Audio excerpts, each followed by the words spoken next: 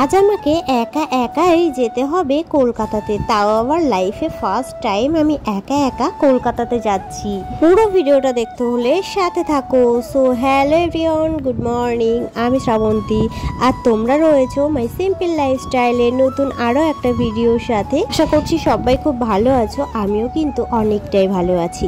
সকাল সকাল রান্না বসিয়ে দিয়েছি। আজকে সকাল 4:30টার সময় উঠেছি, বেরোতে হবে বাড়ি থেকে। আর এছাড়াও আমি আমার লাইফে ফার্স্ট টাইম একা একা কলকাতাতে যাচ্ছি, মানে বুঝতে পারছো তো। বাইরের ওয়েদারটা দেখো, মানে সবে সকাল হলো আর কি, এখন সময় 6:20। আর এর মধ্যে কিন্তু আমার রান্না বান্নাও মানে কমপ্লিটের পথে, দেখতেই পেলে। তো এইখানে দেখো দুটো ব্যাগ গুছিয়ে নিয়েছি, আর এইখানটাতে তোমাদের দাদাভাই যেহেতু কাজে বেরোবে তো ওর জন্য সবটা গুছিয়ে রেখে দিয়েছি। আর এইখানে দেখো এই ব্যাগটাতে কি কি নিয়েছি, এই দেখো আম নিয়েছি আর কটা সবেদা নিয়েছি। সবেদাগুলো কিন্তু পেকে গেছে, ওই যে চালের মধ্যে রেখেছিলাম, তোমরা একটা ভিডিওতে দেখেছিলে। আর এদিকে আম কটা রাখা ছিল ফ্রিজে, তাই দেখতে পাচ্ছ আমের গায়ে কেমন একটা সাদা সাদা ভাব চলে এসেছে। ফ্রিজে রাখা ছিল, আমগুলোও পাকা, এমনকি সবেদাগুলো পাকা। তো ওদিকে দেখো কলে কটা বাসন রয়েছে, ওদিকে ব্যাগ ট্যাগ গুছিয়ে রেডি করে রেখেছি। জাস্ট কলের বাসন কটা মেজে হাত পা ধুয়ে তারপরে বেরোবো। আর আমি কিন্তু অতটাও ভিডিও শ্যুট করতে পারিনি, তো যেটুকু যা পেরেছি তোমাদের সাথে সেটুকুই শেয়ার করছি। তো আমি বেরোনোর সময় একবারে মাল নিয়েই বেরিয়েছিলাম, আর বাড়ি থেকে বেরিয়েছি যখন তখন 7টা বাজতে 5 মিনিট বাকি ছিল। তো তখন বেরিয়ে মালিকের বাড়িতে মালটা দিয়ে তারপরে আমি চলে এসেছি স্টেশনে এসে টিকিট কেটে তারপরে এই যে বসে রয়েছে। এই ট্রেনটার পরেই আসবে মাতৃভূমি, তো সেটাতে করেই আমি যাব উল্টোডাঙ্গায়, মানে বিধাননগরে। সত্যি কথা বলতে আমার কিন্তু অনেকটাই টেনশন হচ্ছিল। এদিকে দেখো চুপচাপ একা একা স্টেশনের উপরে বসে আছি, কারণ এই যে টেনশন হওয়ার একটাই কারণ, আমি কখনো একা একা ট্রেন জার্নি করে, তাও আবার কলকাতাতে কখনোই যাইনি এর আগে। তো এই ফার্স্ট টাইম যাচ্ছি, একটু তো টেনশন হবেই, তাই না? তো যাই হোক উল্টোডাঙ্গাতে নেমে গেছি, আর আমি এই যে হেঁটে হেঁটে যাচ্ছি। হলো আমার মা কয়েকদিন আগে পড়ে গেছিল, পড়ে গিয়ে মাজার হাড়, একটা হাড় আর একটা হাড়ের উপরে উঠে গেছে। তো যার কারণে তার জন্যই মা হাঁটতে পারছে না, মাজাতে ব্যথা করছে।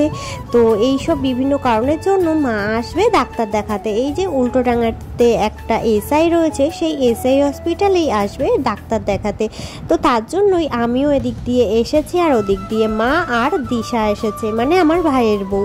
তো ওরা দুজন এসেছে আর আমি এই দিক দিয়ে এসেছি। আগেও একটা ডাক্তার দেখানো হয়েছিল, কিন্তু তিনি বলেছিল যে অপারেশন করতে। তো যার কারণেই মানে মা একটু তো ভয় পাচ্ছে, অপারেশন করবে কি করবে না করবে, কতটা কাটবে। তো এই সব বিভিন্ন কথা চিন্তা করে আর কি আবারও একটা ডাক্তার দেখানো হচ্ছে। তো এই যে হলো এসআই হসপিটাল, ইএসআই হসপিটাল, এটা কিন্তু বিধাননগরে।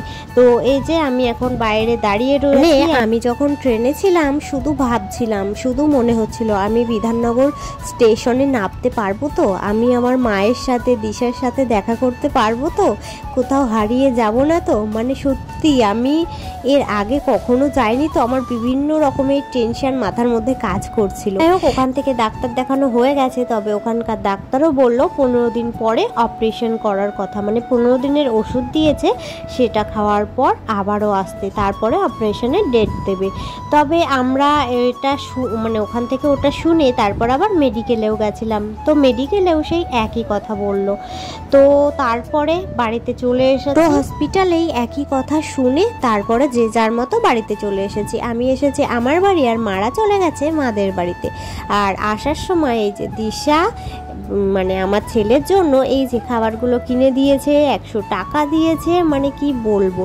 তো দেখো ও এখন বাড়িতে এসে বসে বসে খাচ্ছে, আর ওকে কিন্তু আমি ওই সামনে মামিদের বাড়িতেই রেখে গেছিলাম, মানে ওর ঠাম্মা বাড়িতে। সকালবেলা তো দেখেইছিলে সব কিছু গুছিয়ে রেখে গেছিলাম, রান্না বান্না করে রেখে গেছিলাম, মানে তোমাদের দাদা ভাইয়েরও কাজে যেতে কোনো রকম অসুবিধা হয়নি, যেহেতু আমাকে অনেক সকালেই বেরোতে হয়েছিল।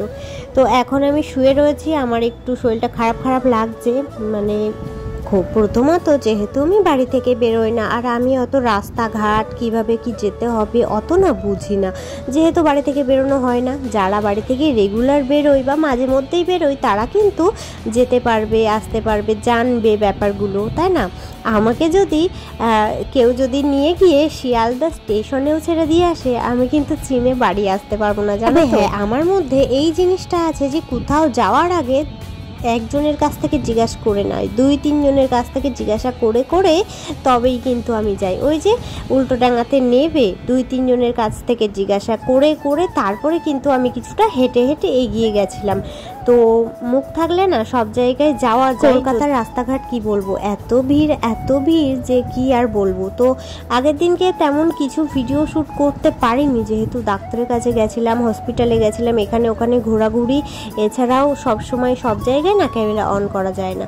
তো সব কিছু মিলিয়ে মিশে আগের দিনকে বেশি কিছু শ্যুট করতে পারিনি, তাই জন্য এই যে দেখো পরের দিনকে সবজি কাকার থেকে সবজি নিয়েছিলাম, সেই ক্লিপটাও মানে ওই ভিডিওটার সাথে অ্যাড করে দিয়েছি আর কি। তো যাই হোক, চলো আজকের ভিডিওটা এ পর্যন্তই রাখছি। মাকে নিয়ে গেছিলাম, মার অপারেশন করাতে হবে।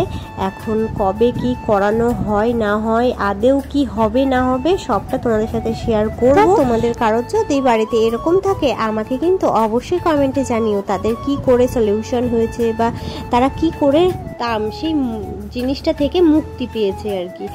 আসলে মা পড়ে গেছিলো, পড়ে গিয়েই একটা হাড় আর একটা হাড়ের উপরে উঠে গেছে, তো হাঁটাচলাও করতে পারে না সেইভাবে, হাঁটাচলা করলেই যন্ত্রণা হয়, এছাড়া একভাবে শুয়ে বসেও থাকতে পারে না, মানে যন্ত্রণা হয়, বোঝোই তো মাজার হাড়ের ব্যাপার। যদি জানা থাকে অবশ্যই কমেন্টে জানিও।